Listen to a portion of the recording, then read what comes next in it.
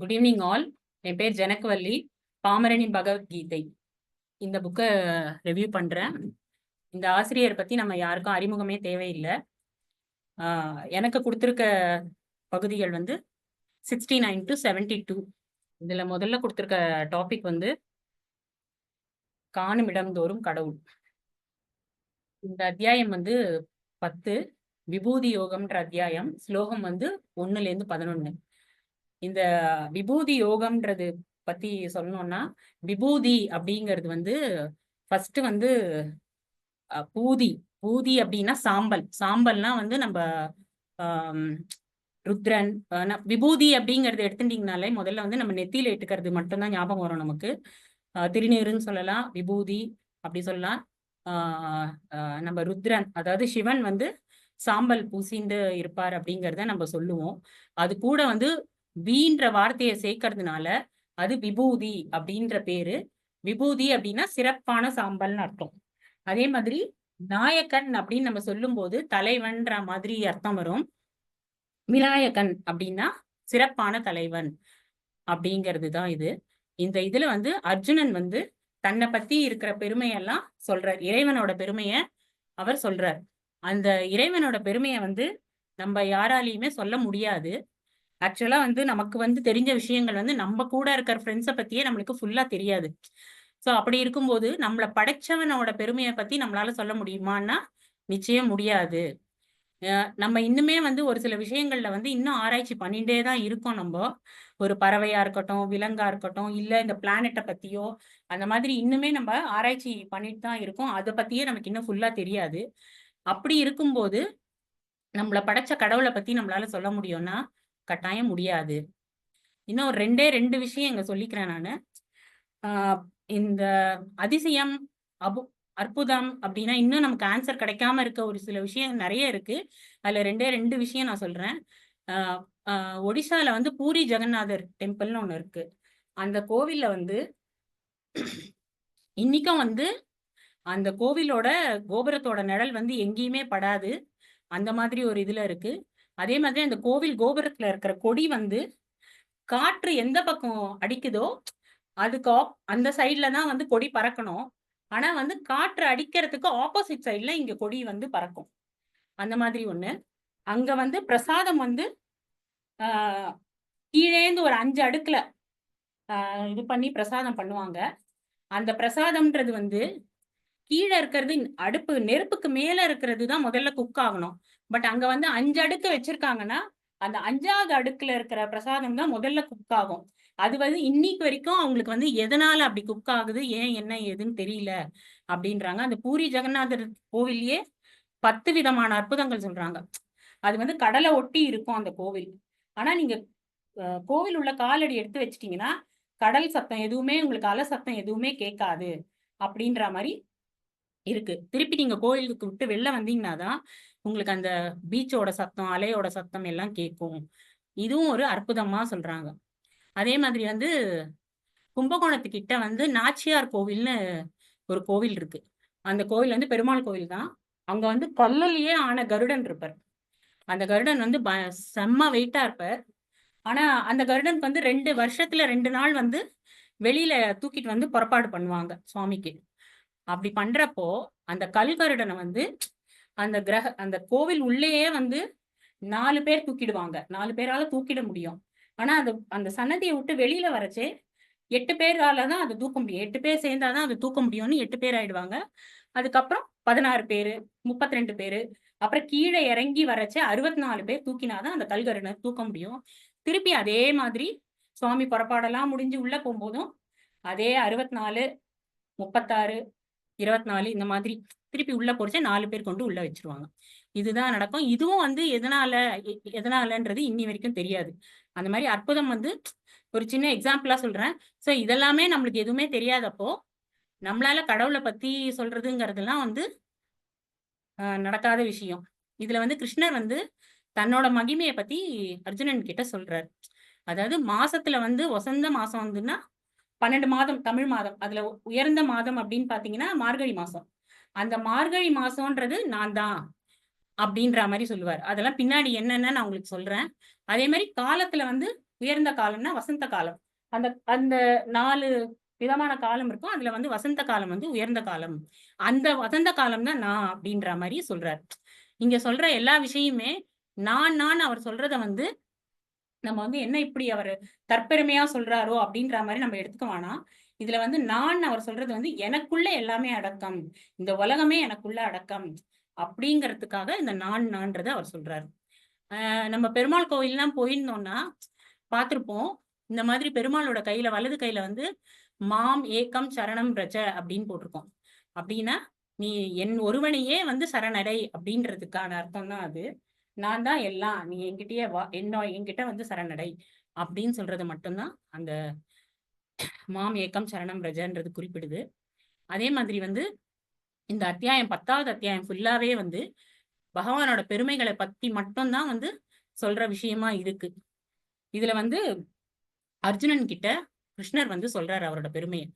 அப்படி சொல்லும்போது அர்ஜுனன்ட்ட வந்து அர்ஜுனன பத்தி முதல்ல பெருமையா சொல்லிட்டு, "நீ வந்து போர் வீரன், மாவீரன், பெரிய வலிமையான வீரன், வலிமையான தோள் உடையவன். இப்படிலாம் இருக்க நீ வந்து, நான் சொல்றேன் இந்த இத கேட்டுக்கோ. என்ன பெருமைகள சொல்றேன் அப்படிங்கிறத கேட்டுக்கோ" அப்படின்ற மாரி ஆரம்பிக்கிறார். அப்படி சொல்லும்போது தான் அர்ஜுனனும் வந்து கவனமா அத கேட்க முடியும் அப்படிங்கிறதுக்காக அந்த விஷயங்கள சொல்றாரு. ஒரு தடவ வந்து அர்ஜுனனுக்கு வந்து ரொம்ப கலக்கமா இருக்கும். அதாவது போருக்கு போறாரு. மகாபாரத போருக்கு. போறச்சு எதிர்க்க பார்த்தா தனக்கு அ வித்த சொல்லிக் குடுத்த குரு, அந்த மாதிரி எல்லாருமே ஆசிரியர், ஆ பிதாமகர், அப்படி எல்லாரும் நமக்கு சொந்தக்காரங்களா இருக்காங்க, கூட பிறந்தவங்களா இருக்காங்க. இவங்களெல்லாம் எதிர்த்து நம்ம இப்படியான இந்த போர வந்து பண்ணணுமா? எதுக்கு நம்ம இத பண்ணணும்? அப்படின்றச்சே தான் இந்த கீதைய வந்து உபதேசம் பண்றாரு. நீ பண்ணணும் அப்படிங்கிறத சொல்றது தான் இந்த பகவத்கீதைன்ற புக்கே. அதுதான் எழுதியிருக்கிறது. இந்த இவர் சொல்ற உபதேசத்த பத்தி சொல்றது தான். இது வந்து டீச்சர்ஸ்க்கு இதுல ஒரு எக்ஸாம்பிள் சார் சொல்லியிருக்காரு, ஆசிரியர். அதாவது வந்து நம்ம வந்து ஒரு விஷயம் நம்ம வந்து குழந்தைங்க கிட்ட, ஸ்டூடண்ட்ஸ் கிட்ட எடுத்துட்டு போறோம் அப்டின்னா, அ இப்ப அந்த பையன் வந்து ஒரு எல்லா சப்ஜெக்ட்லயுமே ஃபெயிலாவே இருந்தா கூட, நம்ம வந்து ஒரு பாசிட்டிவ், "நீ பாரு இப்படிலாம் விளையாடுற, இவ்ளோ நல்லா இருக்க, இவ்ளோ கவனிக்கிற, ஆனாலும் ஏன் நீ மார்க் வாங்க அப்படின்னு அந்த பாசிட்டிவ முதல்ல நம்ம சொல்லிட்டு, அதுக்கப்புறம் வந்து, "நீ இத பண்ணனா, இன்னும் சூப்பரா வருவ." அப்படின்ற மாரி நம்ம சொன்னா தான், அந்த விஷயத்த வந்து அந்த ஸ்டூடெண்ட்டாவது நம்மள காது குடுத்து கேட்பான். முதல்லயே வந்து, "உனக்கு படிப்பே வராதுடா, ஒண்ணும் இல்லடா. நீ இப்படிதான் இருந்தன்னா, இப்படியே ஃபெயில் ஆயிடுவ." அப்படின்னு நம்ம சொன்னோம்னா, நீங்க அதுக்கப்புறம் நீங்க என்ன வார்த்தை சொன்னாலும் அவன் அத கவனிக்க மாட்டான். அதனால வந்து அதே மாரி அர்ஜுனனுக்கு வந்து, இவர் வந்து கிருஷ்ணர் என்ன சொல்றார், தன்னம்பிக்கையான வார்த்தைகள சொல்லி தான் பேசவே ஆரம்பிக்கிறாரு. ஸோ, நம்பளும் ஸ்டூடண்ட்ஸ் கிட்ட அப்படிதான் அப்ரோச் பண்ணணும் அப்படிங்கிறது தான் இங்க சொல்லியிருக்காரு. இன்னொரு விஷயம் வந்து, அ ப கடவுள் சொல்றாரு, "பிறப்பும் நான் தான், இறப்பும் நான் தான். நன்மை, தீமை எல்லாமே இன்பம், துன்பம் எல்லாமே நான் தான். எல்லாமே எனக்குள்ள அடக்கம்." அப்படிங்கிறத சொல்றாரு. இத வந்து ஒரு கதையில வந்து சுஜாதா வந்து எழுதியிருப்பாரு. ஒரு தீவுல வந்து 300 வயசுக்கு மேல வந்து ஒரு வயசான பாட்டி இருப்பாங்களாம். அப்படின்னு எழுதினத கேட்ட உடனே நெறைய அ மீடியாலருந்து பெர்சன்ஸ்லாம் போயி, அங்க போய் அவங்கள பார்ப்பாங்களாம். அந்த மூதாட்டி யாரு? அந்த தீவுல இருக்க மூதாட்டி யாருன்னு போய் பார்க்க போறாங்க. போன இடத்துல பார்த்தா, வெறும் மூச்சு மட்டும் தான் வருது. 300 வயசுனா எப்படி இருப்பாங்கன்னு கற்பனை பண்ணிக்கோங்க. கண்ணு தெரியாது, காது கேட்காது. ரொம்ப ஒரு மூச்சு வர ஒரு இது மட்டும் தான் தெரியுது. மத்தபடி வேற எதுவுமே இல்ல அங்க. அப்படி இருக்கும்போது, நமக்கு என்ன தோணும்? ஐயோ! இவ்ளோ கஷ்டப்படுறாங்களே! இப்படி இருக்கிறதுக்கு போயிடலாமே அப்படிங்கிறது தான் தோணும். அப்ப வந்து அந்த இடத்துல மரணம்ன்றது வந்து கெட்ட விஷயமா நமக்கு தோணாது. அது ஒரு நல்லதா தான் நமக்கு தோணும். அதே மாதிரி 100லேருந்து 140 வயசு இருக்கவங்களையும் யோசிச்சு பாருங்க. நமக்கு வேண்டப்பட்டவங்க யாராவது ரொம்ப முடியாம பெட் சோர் வந்து, அது வந்து, இது வந்து அந்த மாரிலாம் ரொம்ப கஷ்டப்படும்போது நம்மளே என்ன நினைப்போம்? ஐயோ! இவ்ளோலாம் கஷ்டப்பட வேணாம் இவங்க. பாவம் கடவுள் வந்து கூப்ட்டுருந்தா நல்லாருக்கும். அப்படின்னு நினைப்போம். அப்ப அந்த இடத்துலயும் மரணம்ன்றது வந்து அவங்களுக்கு ஒரு விடிவா தான் இருக்கும். ஏன்னா இந்த வலி, வேதனை, எத்தனையோ கேன்சர் பேஷண்ட்ஸ் எவ்வளவோ இருப்பாங்க. பட் எல்லாம் என்ன தோணும் நமக்கு இவ்ளோ கஷ்டப்பட வேணாமே பாவம். அப்படின்ற ஒரு இது தோணும். அந்த இடத்துல வந்து மரணம்ன்றது வந்து அவங்களுக்கு ஒரு பெரிய விடிவா தான் தெரியும். அடுத்தது வந்து கடவுள நம்ம அடையணும் அப்படின்னு நினைச்சோம்னா, அதுக்கு வந்து ஒரே வழி வந்து நம்ம அன்பு. அன்பு மூலமா மட்டும்தான் அடைய முடியும். அத வந்து நம்ம எல்லா படைப்புகள்ட்டயும் கடவுள் படைச்ச எல்லா படைப்புகிட்டயும் காமிக்கிற அன்பு தான் கடவுள் அடையறதுக்கு ஒரே வழி. இதுக்கு வந்து ஒரே ஒரு எக்ஸாம்பிள் வந்து, செல்லம்மாள் பாரதி கற்றல் மையம் இருக்கு. கடையம்ல இருக்கு. அங்க வந்து வேப்பமரம் வந்து இந்த பில்டிங் கட்டுறச்சே வேப்பமரம் வந்து இடைஞ்சலா இருந்துதாம். அந்த வேப்பமரம் இடைஞ்சலா இருக்கும்போது, நம்மள பொறுத்தவரைக்கும் நம்ம எங்கேயுமே வந்து மரத்த வெட்டணும் அப்படின்றது ஃபவுண்டர் சார் எங்கேயுமே அத ஒத்துக்க மாட்டாரு. அதே மாதிரி அந்த இடத்துலயும் வந்து மரத்தெல்லாம் வெட்ட வேண்டாம். ஸோ அதுல இருக்கிற கிளையெல்லாம் மட்டும் கட் பண்ணிட்டு, அந்த பில்டிங்க கட்டலாம் அப்படின்ற மாரி கட்டியிருக்காங்க. கட்டி முடிச்சு 1 இயர் கழிச்சு போய் பார்த்தப்போ, அந்த முன்ன விட அந்த மரம் வந்து பயங்கரமா துளிர் விட்டு பச்சை பசேல்னு ரொம்ப நல்லா இருந்துதாம். அதுல அதுல ஒரு உயிர் சக்தி இருக்கு. அந்த உயிர் சக்தி தான் அந்த மரத்துல இருக்கிற உயிர் சக்தி தான் கடவுள். அந்த மாதிரி நம்ப படைச்ச எல்லா பொருள் மேலயும் நம்ம காமிக்கிற அன்புங்கிறது வந்து, நம்ப வந்து கடவுள் கிட்ட போவே வேணாம். கடவுளே நம்மள தேடி வரா மாதிரி தான் இருக்கும். அப்படிங்கிறது தான் இந்த இதுல சொல்றோம்.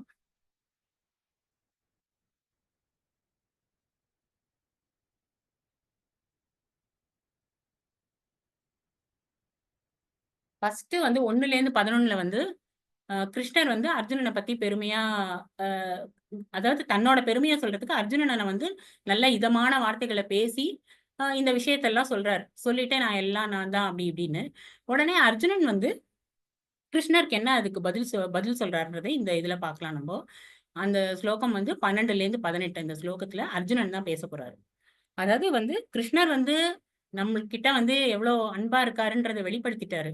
நம்ப வந்து கிருஷ்ணர் இப்படிப்பட்ட ஒருத்தர் இறைசக்தி இருக்கிற ஒருத்தர் வந்து நமக்கு ஃப்ரெண்டா கிடைச்சது.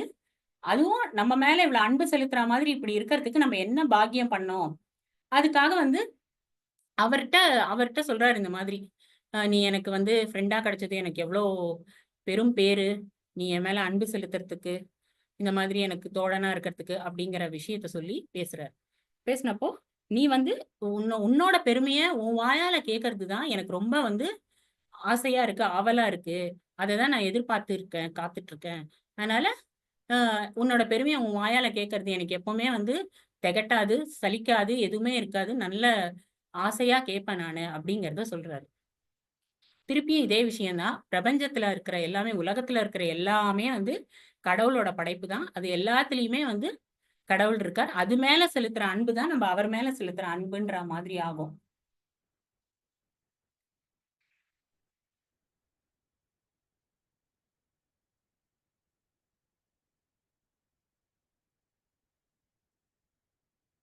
ஒரு தடவ வந்து அர்ஜுனன் வந்து தற்கொலை பண்ணிக்கிற இதுக்கு ஒரு தாட்டுக்கு உள்ள போறாரு. அதாவது இது மகாபாரதத்துக்கு அந்த இதுக்கெல்லாம் முன்னாடி நடந்த ஒரு மகாபாரதத்துல இருக்கு. இந்த குருக்ஷேத்திர போருக்குலாம் முன்னாடி நடந்த ஒரு விஷயம். அப்ப போம்போது அவர் போய் அவரோட ஃப்ரெண்டு கிட்ட சொல்றாரு. எனக்கு இந்த மாதிரி ஒரு மாதிரி இருக்கு. எனக்கு வந்து தற்கொலை பண்ணிக்கணும் போல இருக்கு. அப்படின்ற மாரி சொல்றாரு. சொல்றதுக்கு உடனே வந்து அர்ஜுனன் அதுக்கு ஒரு வழி சொல்றாரு. நீ தற்கொலை தானே பண்ணிக்கணும். உன்ன பத்தி எல்லா பெருமையும் போய் நீ எல்லார்கிட்டயும் உன்னோட பெருமைய பத்தி நீ எல்லார்கிட்டயும் போய் சொல்லு. அ அப்படி சொல்றது தான் வந்து ஒரு தற்கொலைக்கு சமம் அப்படின்ற மாரி சொல்றாரு. சொன்னோனே அதாவது நம்மளோட பெருமைய நம்மளே போய் எல்லார்கிட்டயும் சொல்றது. நான் இது இப்படி இருப்பேன், அப்படி இருப்பேன், நான் அது பண்ணுவேன், இது பண்ணுவேன், அப்படி இப்படின்னு நம்ம சொல்றது நம்ம பேசி எல்லா பெருமையா நம்மளையே நம்ம செல்ஃப் போஸ்டிங் பண்ணிட்டோம்னா, அத வந்து தற்கொலைக்கு சமம். நீ தற்கொலை பண்ணா உனக்கு என்ன பாவம் வருமோ, அந்த பாவம் வந்து நீ உன்ன பத்தி தற்பெருமையா பேசிக்கிறதுனால வரும். அப்படின்ற மாரி ஒரு தடவ சொல்லியிருக்காரு அர்ஜுன். அர்ஜுனன் கிட்ட கிருஷ்ணர் சொல்லியிருக்காரு. இதே வந்து இது மனுஷங்களுக்கு. அது வந்து இந்த மாதிரி பேசுறது. இதே கடவுள் வந்து கடவுளோட புகழ பத்தி நம்ம பேசுறோம், பாடுறோம், நெறைய விஷயங்கள் சொல்றோம் அப்டின்னா, நெறைய பாசுரம் இருக்கு அதுக்கு. திருப்பாவை, திருவெம்பாவை, ஆ திவ்ய பிரபந்தம் அந்த மாதிரி நெறைய விஷயங்கள் இருக்கு. கடவுளோட பெருமைகள இது பண்றதுக்கு. நான் ஏதோ 4 தான் சொல்லியிருக்கேன். பட் அதுல இன்னும் நெறைய நெறைய விஷயங்கள் இருக்கு. ஆ அந்த அது மூலமா எல்லா விஷயமும் பெருமாளோட பெருமை எல்லாம் சொல்றதுக்காக இருக்கு பாடல்கள்லாம். இந்த இதே இத வந்து நெறைய பேர் வந்து எனக்கு எல்லாமே தெரியும். என்னாலதான் இது முடியும் நான் அப்படின்வாங்க. அதே மாதிரி எந்த ஒரு சப்ஜெக்ட் கொடுத்தாலும் நான் பேசுவேன், எனக்கு தெரியாத விஷயமே கிடையாது அப்படின்னு பேசுற எல்லாமே வந்து தற்பெருமை தான் அப்படின்ற மாதிரி சொல்லியிருக்காரு. இதுல வந்து சுவாமி சுகபோகானந்தா வந்து ஒரே ஒரு நகைச்சுவையா ஒரு விளக்கம் பிஹெச்டிக்கு கொடுப்பாரு. பிஹெச்டின்னா தெரியும் உங்க எல்லாருக்கும். அந்த பிஹெச்டிக்கு வந்து பெர்மனன்ட் ஹெட் டேமேஜ் அப்படின்ற மாதிரி ஒரு இதை கொடுப்பாரு. ஒரு விளக்கம் கொடுத்திருக்காரு. அதாவது எல்லாமே எனக்கு தெரியும், எல்லாமே என்னாலதான் முடியும் அப்படின்னு தற்பெருமை பேசுறது எப்படி தற்கொலைக்கு சமமோ அந்த மாதிரி இதையும் ஒரு நகைச்சுவையா அவர் சொல்லியிருக்காரு. அவ்வளவுதான். அதாவது படிக்கிறோம் அப்படின்ற ஒரு கர்வம் வந்து நம்ம தலைக்கு ஏறிட்டாலே அந்த படிக்கிற விஷயம் வந்து ஒண்ணுமே இல்ல அப்படிங்கறதுதான் திருவள்ளுவரும் பணியுமாம் என்றும் பெருமை, சிறுமை அணியுமாம் தன்னை வியந்து அப்படின்னு ஒரு குறள்லயும் சொல்லியிருக்காரு. அதான் இதேதான் திருப்பியும் நிறைய படிச்சிருக்கேன், நான் ரொம்ப பெரிய பணக்காரன், என்னால முடியாத விஷயமே கிடையாது அப்படி இப்படின்னு பேசுற எல்லாமே வந்து தற்பெருமைதான். அது எல்லாமே வந்து தற்கொலைக்கு சமம் அப்படின்ற மாதிரிதான் சொல்லியிருக்காங்க. அடுத்தடுத்த பகுதியில வந்து நம்ம வந்து நெக்ஸ்ட் 2 சாப்டர் இருக்கு.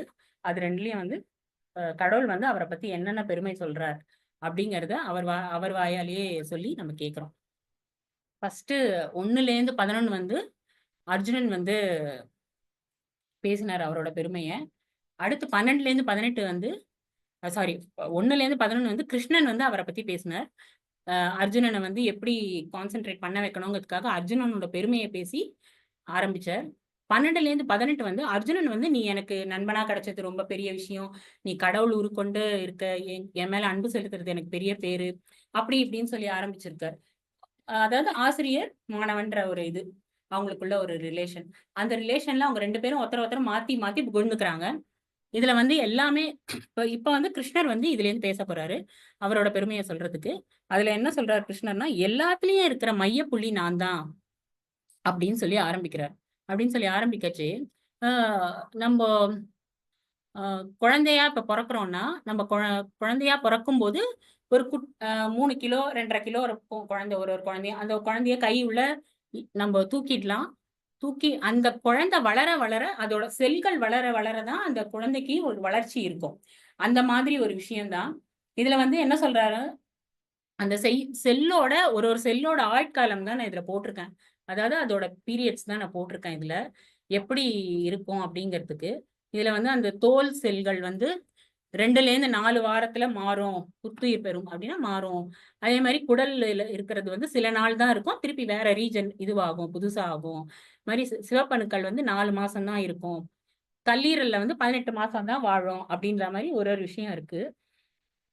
எலும்புல வந்து ஆஹ் 10 ஆண்டுகள் இருக்கும், இல்ல அப்புறம் திருப்பி மீண்டும் திருப்பி வரும், புதுசா வரும் அப்படின்ற மாதிரி இருக்கு.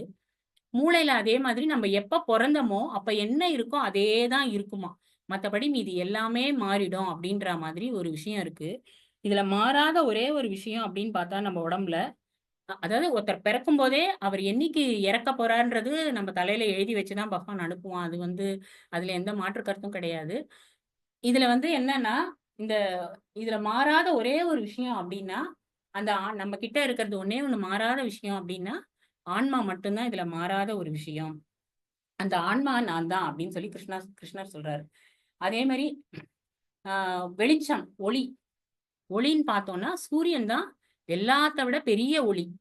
அந்த சூரியன் தான் நான் இருக்கிறதுலே மிகப்பெரிய ஒளி வந்து சூரியன். அந்த சூரியன் நான் தான் அப்படின்னு சொல்றாரு. அதே மாதிரி ஐம்புலன்னா கண்ணு, காது, மூக்கு, நாக்கு, உம்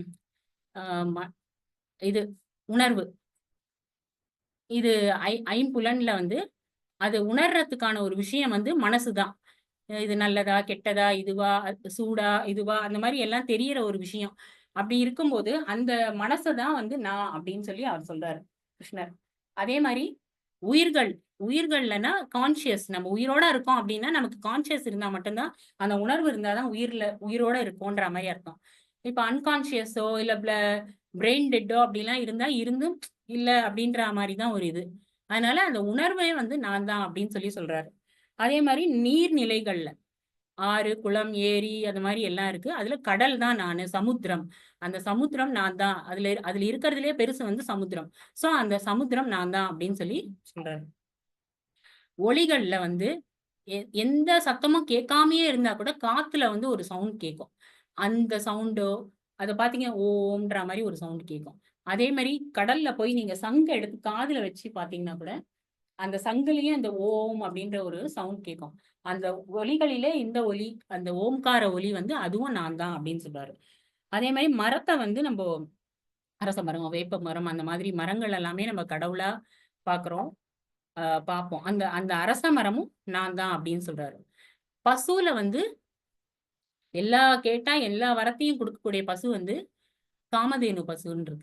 அந்த பசு நான் தான் அப்படின்னு சொல்றாரு. இது பிறப்பிப் போரில் அப்படின்னா, பிறப்பிப் போர்னா, ஒரு ஆணும், பெண்ணும் சேர்ந்தாதான் இனப்பெருக்கம் உண்டாகும். சோ அந்த ஆணும், பெண்ணும் சேர்றதுக்காக ஒரு ஈர்ப்பு உண்டாகணும். அந்த ஈர்ப்பு உண்டாக்குறது வந்து மன்மதன் தான். அந்த மன்மதன் யாரு? அந்த மன்மதனும் நான் தான் அப்படின்னு சொல்லி கிருஷ்ணர் சொல்றாரு. இதுல இதுல என்ன சொல்ல வர்றாருன்னா, இதுல எல்லாத்துக்குமே இருக்கிற ரூட் காஸ் நான் தான் அப்படின்ற மாரி கிருஷ்ணர் சொல்றாரு. இதுதான் உங்களுக்கு அது படமா போட்டிருக்கேன் நானு. சூரியன், அந்த ஐம்புலன்கள், அப்புறம் மனசு, கடல், அரசமரம், ஓம்காரம், காமதேனு பசு, ஆ இவர் மன்மதன்.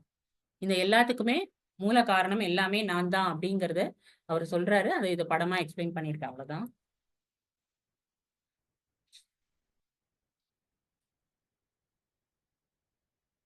அடுத்த சாப்டர். இதுலயும் கிருஷ்ணர் வந்து அவரோட பெருமைய பத்தி தான். கிருஷ்ணர் அவர் பெருமைன்றது வந்து அவர் வந்து அவர சொல்லிக்கிறாருன்னு நினைக்க வேண்டாம். எல்லா பிரபஞ்சமும் அவருக்குள்ள அடக்கம் அப்படிங்கிறதுனால அவர் அத சொல்றாரு அவ்வளவுதான். இதுல வந்து நல்லது மட்டும் நான் சொல்லல, கெட்டதும் நானே அப்படின்ற மாரி சொல்றாரு. அதாவது உங்களுக்கு எல்லாருக்கும் இந்த கதை தெரியும்னு நினைக்கிறேன். பிரகலாதன் கதை. பிரகலாதன் வந்து அசுர குலத்துல பிறந்தவ. அவ அப்பா வந்து ஹிரண்யகசிபு. ஹிரண்யகசிபுவோட ஒரே குழந்தை பிரகலாதன். ஹிரண்யகசிபு ஊர்ல வந்து எல்லாரையுமே வந்து அவரோட நாமத்தை தான் ஜபிக்கணும். இரண்யகசிபுவே நமக அந்த மாதிரி சொல்லணும். அப்படின்ற மாதிரி ஒரு ஆர்டர் போட்டு எல்லாருமே அதை ஃபாலோ பண்ணணும். யாரும் அது பண்ணலன்னா அவங்கள வந்து தண்டனை பயங்கரமா கொடுப்பாரு அந்த மாதிரி. அப்படி இருக்கும்போது பிரகலாதன் வந்து சின்ன குழந்தையிலேருந்தே வந்து விஷ்ணுவோட தீவிர பக்தன். சோ அவர் எப்பவுமே பிரகலாதன் வந்து ஓம் நமோ நாராயணாய அதை தாண்டி பிரகலாதன் வாயிலேருந்து வேற ஒண்ணுமே வராது. சோ அப்படி இருக்கும்போது நான் ஊர்ல இருக்க எல்லாரையுமே சொல்றேன், என் பையன் வந்து என் பேரை சொல்ல மாட்டேன்றானே அப்படின்னு சொல்லி ஒரு கோவம், ஆத்திரம் இருக்கும். அந்த பிரகலாதனை எப்படியாவது இது பண்ணணும், சொல்ல வைக்கணும்னு பாப்பாரு. எப்படி பண்ணாலும் சொல்ல வைக்க முடியாது. அவனை போய் தீயில கொண்டு போடுவார். தீயில கொண்டு போட்டாலும் பெருமாள் காப்பாத்தி எடுத்துன்னு வந்துருவார். அந்த மாதிரி மலை மேல இருந்து கீழே தள்ளுவார். அப்படி தள்ளும் போதும் பெருமாள் காப்பாத்தி எடுத்துன்னு வந்துருவார். யானை காலுக்கு கீழே இடற போடுறதுக்காக கொண்டு போய் போடுவான். அப்பவும் அது நடக்காது. இந்த மாதிரி நிறைய விஷயங்கள் பண்ணி அவனை எப்படியான இது பண்ண வைக்கணும். அப்பவானா நம்ம பேரை சொல்லுவானான்னு பாப்பாரு. அப்போ எப்படி பண்ணாலும் பிரகலாதன் வந்து ஓம் நமோ நாராயணாயே தவிர வேற எதுவுமே சொல்லவே மாட்டான். அப்போ ஒரு நாள் ரொம்ப கோவத்துல வந்துட்டு, இப்படி எப்ப பாரு சொல்லிட்டே இருக்கியே, உன் கடவுள் அந்த நாராயணன் எங்கதான் இருக்கான் அப்படின்னு சொல்லி கேட்கும்போது, தூணிலும் இருக்கிறான், துரும்பிலும் இருக்கிறான் அப்படின்ற ஒரு வார்த்தையை வந்து சொன்ன உடனே ஹிரண்யகசிபு வந்து ஒரு வரம் வாங்கிடும். அதாவது என்னை வந்து மனிதர்களோ மிருகமோ காலையிலோ இதுவோ ராத்திரியிலயோ ஆயுதங்களாலோ இந்த மாதிரி எது ஒரு விதமாவும் நான் சாகக்கூடாது, எனக்கு சாகா வரம் வேணும்னு கேட்டு வாங்கியிருப்பான். அந்த வரம் வாங்கினதுனால யாராலையுமே அவர் வந்து வதைக்க முடியாது. அப்படி இருக்கும்போது அந்த உன் நாராயணன் எங்க இருக்கான் அப்படின்னோடனே, தோ இந்த தூண்ல இருக்காரு, இந்த தூண்ல உன் நாராயணன் இருக்கானா அப்படின்னு சொல்லி தன்னோட கதையால அந்த தூணை உடைக்கும்போது தூண் ரெண்டா பிளந்து உள்ளேந்து சிங்க தலையும் மனுஷ உடம்போட வந்து பிரகலாத் ஹிரண்யகசிபு அப்படியே தூக்கின்னு வந்து வாசப்படியில, அதாவது உள்ள இருக்கக்கூடாது, உள்ள நடக்கக்கூடாதுங்கிறதுக்காக படியில சாயங்கால வேளையில நகத்தால வதம் பண்ணி அவரை இது பண்ணுவார். இதுல எந்த அதாவது அவரை வாங்கின வரத்துல எதுவுமே இது இல்ல. மனித உடம்பு, மிருக தலை, நகத்தால பண்ற ஒரு இதுல உட்காந்து வாசப்படியில நிலையில உட்காந்து பண்ணுவார். உள்ள இல்லாம அது மாதிரி காத்தால இல்லாம ராத்திரியும் இல்லாம சாயங்கால அந்த வேலையில பண்ணுவார். இந்த வதம் பண்ணி இது பண்ணுவார். அப்புறம் பிரகலாதன் வந்து நாராயணா எனக்கு காட்சி அவ அப்பா வதம் பண்ணி போயிருந்தா கூட நாராயணா எனக்கு நீ காட்சி தந்ததுக்கு ரொம்ப இது அப்படின்னு சொல்லி பெருமாளை வந்து சேவிப்பான். அந்த மாதிரி இந்த கதை அது. அதாவது அசுரர்லயே நல்ல அசுரன் பிரகலாதன். சோ அந்த பிரகலாதன் நானே அப்படிங்கறது தான் இங்க சொல்ல வர்றாரு அவர். அதே மாதிரி வித்தை, வித்தைனா வந்து எல்லா வித்தையும் தெரிஞ்ச ஒரு விஷயம்னா அத்தியாத்ம வித்தை. அதாவது நம்மளை பத்தி நாமே நம்ம நம்ம ஆன்மா, நம்ம தான் ஆன்மா அப்படின்னு ஒரு இதை உணரக்கூடிய இது வந்து ஒரு விஷயம்.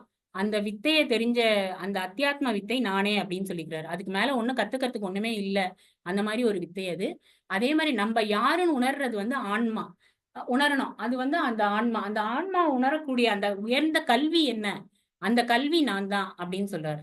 அதே மாதிரி எல்லா எழுத்துக்களிலும் அகரம் தான் முதல்ல வரும். இங்கிலீஷ்ல பாத்தீங்கன்னா ஏ வரும். அந்த மாதிரி எல்லா லெட்டர்ஸ்லயுமே முதல்ல இருக்கிற லெட்டர், அந்த லெட்டர் அகரம் அகரம்னா முதல் லெட்டர், அந்த முதல் எழுத்து நான் தான் அப்படிங்கிற மாதிரி சொல்றாரு. அதுக்கப்புறம் வந்து எல்லாத்தையும் அழிக்கிற மரணமும் நான் தான்.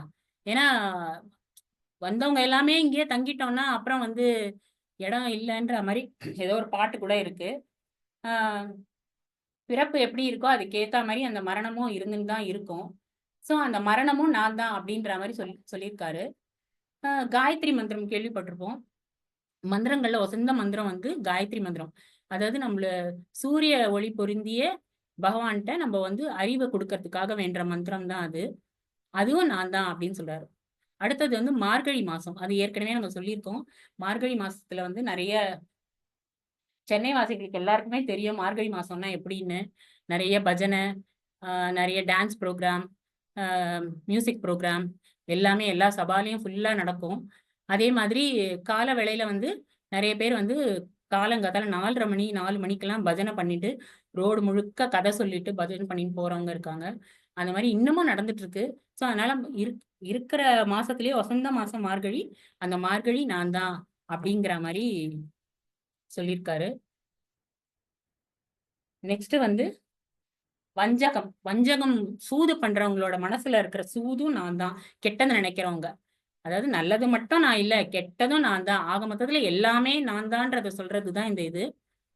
அதே மாதிரி உண்மையா இருக்கவங்களோட என்ன அவங்க மனசு இதுவோ அந்த உண்மையும் நானே. அதுல இருக்கிற உண்மை நான் தான். உண்மையா நடந்துக்கிறவங்களோட மனசுல இருக்கிற உண்மையும் நான் தான் அப்படின்னு சொல்றாரு. பாண்டவர்கள்ல தனஞ்சயன் நானே அப்படின்னாரு. தனஞ்சயன் அப்படின்றது யாருன்னா அர்ஜுனனோட இன்னொரு பேரு. அதாவது அர்ஜுனன்ட்ட இத சொல்றாரு. அர்ஜுனன் தனஞ்சயனும் நானே அப்படின்னு சொல்றாரு. எப்படின்னா உனக்குள்ள இருக்கிறதும் நான் தான், சோ நீயும் நான் தான் அப்படின்ற மாதிரி அத அங்க எக்ஸ்பிளைன் பண்ணிட்டு இருக்காரு. முனிவர்ல வந்து வியாசர் நான் தான் அப்படின்னு சொல்றாரு. வியாசர் யாருன்னு உங்களுக்கு தெரிஞ்சிருக்கோம். மகாபாரதத்தை எழுதினவர். ஆஹ் அவர் வியாசர் சொல்ல சொல்ல விநாயகர் எழுதினதுதான் மகாபாரதம். அந்த தந்தத்தை வச்சு எழுதினார், அவரோட தந்தத்தை வச்சு. சோ அந்த முனிவரால உன்னதமான முனிவர்ல வசந்த முனிவர் அதான் அவர் நானே, வியாசர் நானே அப்படின்னு சொல்றாரு. வெற்றி, வெற்றி உடையோரின் நீதி நானே. எங்க வெற்றி இருக்கும்? நீதி இருக்கிற இடத்துலதான் வெற்றி இருக்கும். நமக்கே இப்போ ஒரு 10 வருஷம் கழிச்சு இந்த செவாலியா ஃபவுண்டர் சாருக்கு அந்த கேஸ் ஒண்ணு ஜெயிச்சுது, எல்லாருக்கும் ஞாபகம் இருக்கும்னு நினைக்கிறேன். அந்த பழனிசாமி சார் கேஸ். அதுல வந்து நம்ம உண்மை நீதியோட இருந்ததுனால மட்டும்தான் நமக்கு அந்த இத்தனை வருஷம் லேட்டா கிடைச்சாலும் நமக்கு நீதி ஜெயிச்சுது அந்த மாதிரி. சோ அந்த வெற்றி யார் பெறாங்களோ அதுல இருக்கிற அந்த நீதியும் நான் தான் அப்படின்னு சொல்றாரு. அதே மாதிரி ரகசியம், ரகசியங்கள்ல மௌனம் நானே அப்படின்னு சொல்றாரு. ரகசியம்ன்றது நான் எனக்குள்ள வச்சிருக்கிற வரைக்கும் தான் அது ரகசியம். நான் அதை போய் யார்கிட்டயானு சொல்லிட்டேன்னா அந்த ரகசியம்ன்றது இல்லாம போயிடும். அது இன்னொருத்தட்ட போகும், இன்னொருத்தட்ட போகும். அதுக்கப்புறம் கண்ணு, காலு, காது, மூக்கு எல்லாம் வச்சு ஒரு விஷயமா ஆகும். அது ரகசியமா இருக்காது. சோ அது எனக்குள்ள இருக்கிற வரைக்கும் நான் அந்த மௌனம் தான் நானு அப்படின்ற, ரகசியத்துல இருக்கிற அந்த மௌனம் தான் நான் அப்படின்ற மாதிரி சொல்றாரு. ஞானம், ஞானம்னா அறிவு, அறிவு உடையவங்களிடத்துல இருக்கிற அறிவு நான் தான் அப்படின்னு சொல்றாரு.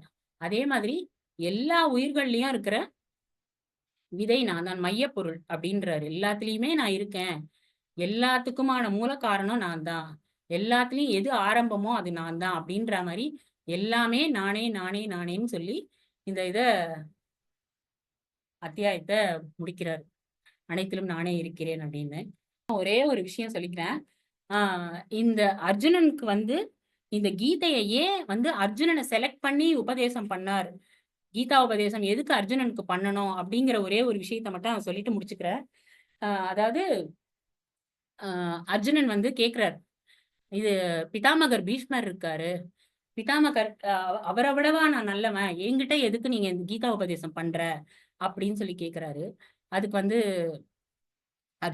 கிருஷ்ணன் சொல்றாரு, பிதாமகர் நல்லவர் தான். நியாயஸ்த இது பெரிய இவர் தான்.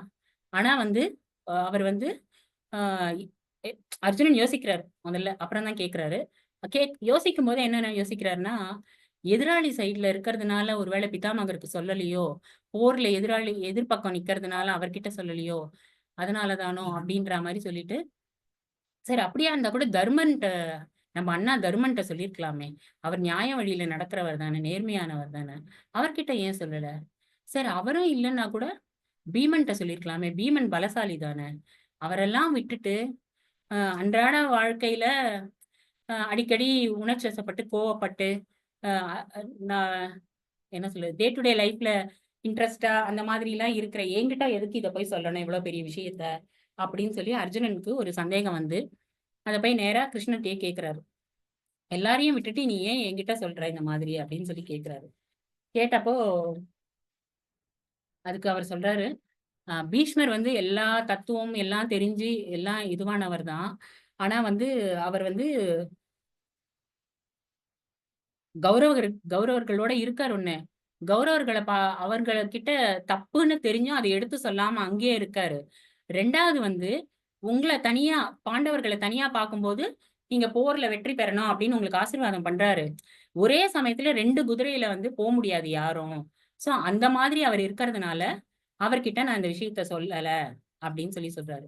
அப்போ அண்ணா தர்மன் கிட்ட சொல்லியிருக்கலாமே அப்படின்னு கேட்டதுக்கு, தர்மன் வந்து நீ சொல்ற மாதிரி நியாயம், நேர்மை எல்லாமே உண்டுதான். ஆனா அவனோட கடமை என்னன்னு தெரியாம உணர்ச்சி வசப்பட்டு யோசிக்காம ஒரு சில விஷயம் பண்ணிடுறான். அப்படி அப்படின்னு சொல்லி சொல்றாரு. அதாவது சூதாடும் போது யோசிக்காம தன்னோட மனைவியே கொண்டு அடகு வச்சு சூதாடி அந்த மாதிரி பண்ணதுனால அந்த இது இருக்கலாம், அந்த இது சொல்லியிருக்கலாம். அதான் சொல்றாரு, யோசிக்காம அவன் பண்ணிடுறான், அதனால நான் அவனும் அதுக்கு சரியானவன் இல்ல, முன் யோசனை இருக்கணும், முன் யோசனை இல்லாம இருக்கான் அப்படின்னு. அதே மாதிரி அப்ப பீமன் அண்ணன்ட்டையாவது சொல்லியிருக்கலாமே அப்படின்னு கேட்டதுக்கு, பீமன் பலசாலி தான், பெருமாள் கடவுள் பக்தி ஜாஸ்தி தான், எல்லாமே ஜாஸ்தி தான். ஆனா வந்து அவன் வந்து அடிக்கடி அவனுக்கு மூளையில பலம் இல்ல, அதனால அவன் நிறைய தப்பு பண்ணிடுறான். அதனாலதான் நான் அவன்கிட்டயும் சொல்லல. நான் ஏன் உங்ககிட்ட சொல்றேன் அப்படின்னா, போருக்கு போர் போனோம், சண்டைக்கு போனோம் அப்படின்லாம் சொன்ன நீ முன்னாடி. ஆனா போர்க்களத்துல போயிடணும்னு, ஐயோ என்னோட பாட்டன் இருக்கான், என்னோட தோழன் இருக்கான், என்னோட சகோதரன் இருக்கான், நான் இவங்களெல்லாம் எப்படி நான் இது பண்ணுவேன், சண்டை போடுவேன் எதிர்த்து. அதே மாதிரி அப்படி சண்டை போட்டு இவங்கெல்லாம் செத்து போய் எனக்கு இந்த ஆட்சி வேணுமா அப்படின்னு அப்படின்னு யோசிக்கிற நீனு. அதே மாதிரி இப்படி இருக்கிறதுக்கு இந்த மாதிரி இவங்களெல்லாம் கொன்னுட்டு நான் ராஜ்யம் ஆளணுமா? அந்த ராஜ்யம் ஆளாம நான் பிச்சை எடுத்து கூட வாழ்வேன்ற ஒரு லெவலுக்கு நீ யோசிச்சிருக்க. சோ இந்த மாதிரிலாம் நிறைய யோசிச்சு இருக்கிறதுனால நீ வந்து நிறைய வீரனாவும் இருக்க. இந்த மாதிரி விஷயங்கள்ல யோசிச்சும் பண்றதுனால நான் வந்து அதனாலதான் நான் உங்ககிட்ட சொல்றேன் நானு. அதாவது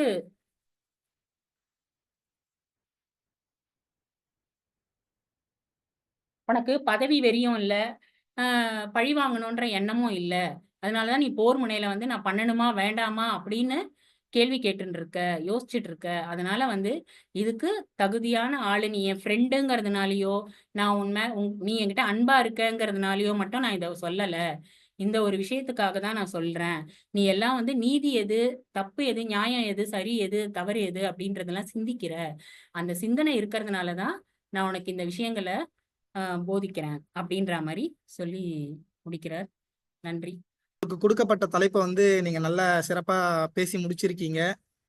உங்களுக்கு கொடுக்கப்பட்ட தலைப்பு எல்லாமே நான் தான் அப்படின்ற ஒரு விஷயத்துல வந்து உங்க ஆசிரியர் பேசியிருப்பாங்க. அதை நீங்க கரெக்டா வந்து ஒண்ணு கூட மிஸ் பண்ணாம பேசியிருக்கீங்க. ஸோ எல்லோருடைய கருத்துக்களையும் கேட்டுடலாம் மேம். இது வந்து டிஃப்ரெண்டா இருந்தது மேம். இதை பார்க்கும்போது அந்த விபூதியை வந்து இவ்வளவு பெருசா இருக்கும்னு நான் எதிர்பார்க்கல. நீங்க சொல்லும் போது எனக்கு ரொம்ப புதுசா இருந்தது அது.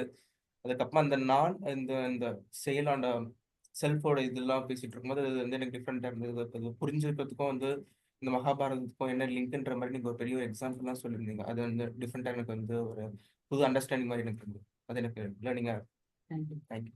இன்னொரு ஆட்டம் பேசிட்டோம்.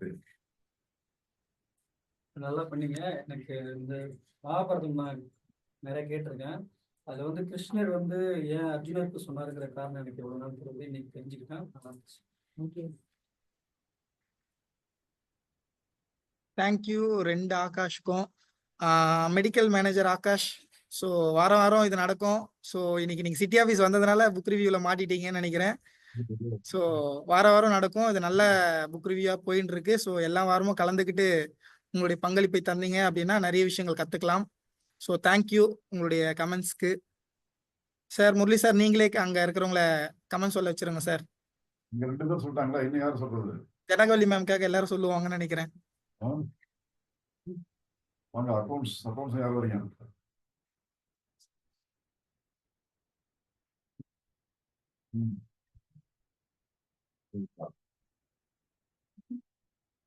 என் பேரு முசமில். அக்கௌண்ட்ஸ் டீம்ல புதுசா ஜாயின் பண்ணியிருக்கேன். எனக்கு இந்த பகவத்கீதை அது எல்லாமே புதுசா தான் இப்போ இங்க வந்து தான் ஃபுல் அண்ட் ஃபுல் கேள்விப்படுறேன். இந்த கதை எல்லாமே புதுசா தான் இருக்கு. ஆனா இப்போ ஒரு 4-5 புக் ரிவ்யூல வந்து கேட்க கேட்க இப்போ ஒவ்வொன்றா அண்டர்ஸ்டாண்ட் பண்ணிக்கிட்டு இருக்கேன். மேம் சொன்னதும் ரொம்ப நல்லா இருந்துச்சு. Thank you. Thank you. Good evening all. So Janakavalli ma'am நல்லா பண்ணீங்க.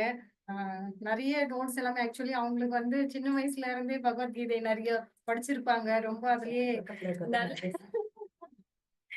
நல்லா ஊறி போயிருப்பாங்க. நல்ல விஷயங்கள் எல்லாம் கருத்துக்கள் எல்லாமே வந்து ரொம்ப வித்தியாசமா இருந்தது. கேட்டுறாத மாதிரி இருந்தது. அது எல்லாமே நானே அப்படின்றது, நல்லது தீயது எல்லாமே நானே அப்படின்ற அந்த எக்ஸ்பிளனேஷன்லாம் ரொம்ப நல்லா இருந்தது. முன்னாடியே புக் ரிவ்யூக்கு முன்னாடியே வந்து பேசினாங்க. அப்புறம் என்ன சார் மேம், அர்ஜுனர் ஏன் சூஸ் பண்ணாரு அப்படின்னு சொல்லிட்டு ஒரு ட்விஸ்ட் வச்சிருக்கேன் அப்படின்னாங்க. சொல்லுங்க மேம். என்ன இல்ல நீங்க புக் ரிவ்யூ வந்து உட்காந்தீங்கன்னா நான் கடைசியா சொல்றேன், எல்லாத்தையும் இப்பயே சொல்லிட முடியாது அப்படின்னாங்க. அந்த ட்விஸ்ட் நல்லா இருந்தது. ஏன் அர்ஜுனனை சூஸ் பண்ணாங்க அப்படின்னு சொல்லிட்டு அந்த கன்க்ளூஷன் எனக்கு தெரிஞ்சது. நான் எல்லார்கிட்டயும் இன்னைக்கு புக் ரிவ்யூலையும் அதை ஷேர் பண்ணிக்கிறேன் அப்படின்னு சொன்னாங்க. ஸோ அது நான் பிடிச்சிருந்துச்சு. தேங்க்யூ. தேங்க்யூ. அவ்வளவுதான், சிட்டி ஆபீஸ் 4 பேர் பேசுறாங்க. சோ சிட்டி ஆபீஸ் கோட்டா அவ்வளவுதான். இருந்து பூங்கோதை மேம் உங்களுடைய கமெண்ட் சொல்லுவாங்க சார்.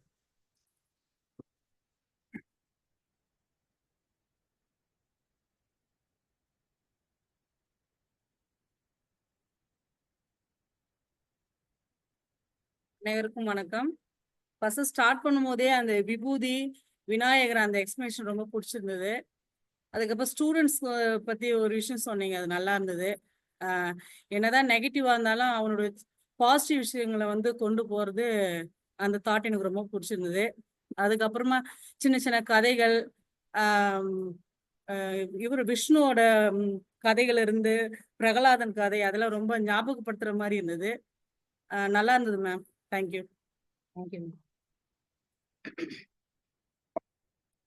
Thank you ma'am. அதுக்கு அடுத்தது பாமரன் பகவத்கீதையை தொடங்கி வைத்த நிர்மலா அம்மா வந்து அவங்களுடைய கமெண்ட்ஸ் இங்க ஷேர் பண்ணுவாங்க. அம்மா வாங்க நிர்மலா மிஸ்.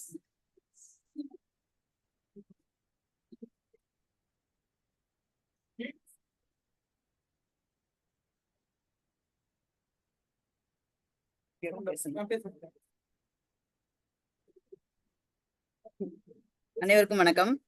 புக் ரிவ்யூ ரொம்ப நல்லா இருந்துச்சு. நிறைய ஸ்டூடெண்ட்டுக்கு சொல்ற விஷயம் ஒன்று ஷேர் பண்ணீங்க.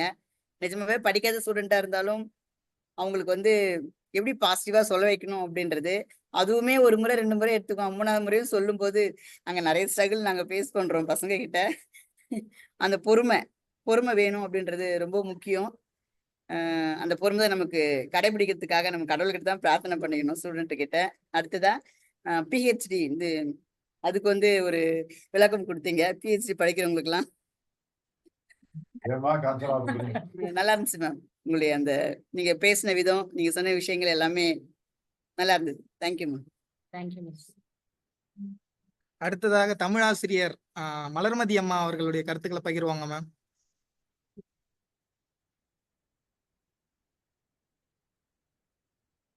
அனைவருக்கும் வணக்கம். ரொம்ப நல்லா பண்ணிருந்தீங்க மேம். புக்ரி நீங்க ஸ்டார்டிங்ல சொல்லும் பொழுது கடவுள் எல்லா இடத்துலயும் இருப்பாருன்னு சொல்லியிருந்தீங்க. அப்போ வந்து முதல்லயே எனக்கு மனசுல பட்ட விஷயம்னா கடவுள் வந்து தூணிலும் இருப்பார், துரும்பிலும் இருப்பார் அப்படின்னு சொல்லி எனக்கு அப்பவே மனசுல பட்டுச்சு. உண்மையாவே எல்லாருமே கடவுள் வந்து தூணிலும் இருப்பார், துரும்புல இருக்காரு எல்லாரும் நினைச்சுக்கணும். ஏன்னா ஒவ்வொருத்தர் என்ன நினைக்கிறாங்க அப்படின்னா சர்ச்சில் தான் சாமி இருக்காரு, கோவில்ல தான் இருக்காரு, மசூதில தான் இருக்காருன்னு அப்படின்னு நினைச்சுக்கிறாங்க. அப்படிலாம் கிடையாது. ஏன் நான் இப்ப உட்காந்து நான் பேசிட்டு இருக்கேன்ல, என் பக்கத்துல கூட வந்து நான் என்ன பேசிட்டு இருக்கேன்ற கூட கவனிச்சுன்னு இருப்பாரு. எல்லாருமே இந்த விஷயத்த வந்து மனசுல வாங்கிக்கிட்டாலே போதும், நிறைய நல்ல விஷயங்கள்லாம் நடக்கும். நல்லா இருந்தது மேம் உங்களோட ரிவ்யூ. Thank you ma'am. தேங்க்யூ. அடுத்தது செந்தில்நாதன் ஐயா அவர்கள் வந்து அவங்களுடைய கருத்தை பகிர்வார் மேம்.